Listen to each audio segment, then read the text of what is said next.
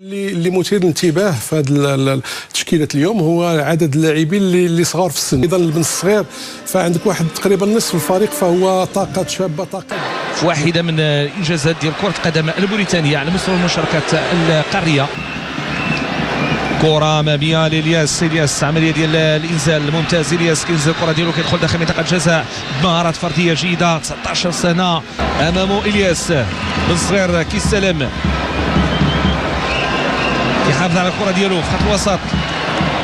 التمريره ديالو ولكن التغطيه كترجع مغربيه عن طريق إلياس بن صغير كيلعب الكره ديالو اتجاه رحيمي كان ممتاز الطريقه اللي قام بالمراوغه بها جيده. كينطلق هذا سفيان رحيمي عمليه هجوميه كترجع لبن صغير كيدخل داخل منطقه الجزاء كيحاول ما امكن انه يبحث عن المنفذ التصويبه ديالو ولا تزال الكره لعناصر المنتخب الوطني المغربي. عمليه هجوميه ملصقه من الجهه اليسرى قادها سفيان رحيمي وهو حاول يكملها ايضا اللاعب بن صغير اللي نسل من الجهه اليسرى وحاول ما امكن انه يصوب ولكن كترتطم بالدفاع كترجع في اخر المطاف.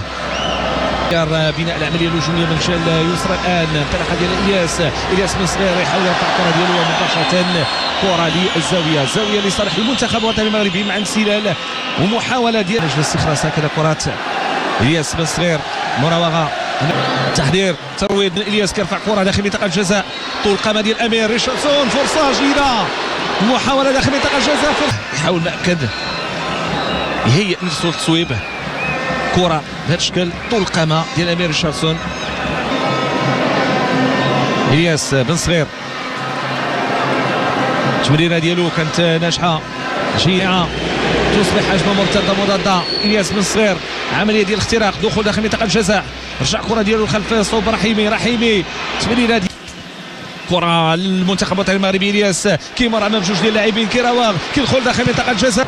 إلياس حافظ على كورتو المراوغه الان كينطلق كينسر من الجهه اليسرى يحاول يمر كاين خطا مخالفه واضحه. الحكم يعلن على مخالفه لصالح العناصر الوطنيه اللي ارتكب الخطا واللاعب رقم 20 التشكيله ديال المنتخب الجهه اليسرى.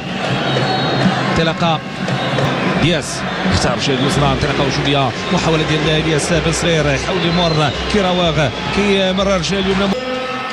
إلياس بن صغير ايضا يغادر ويدخل كل من عزيز أناحي وايضا امين عدلي.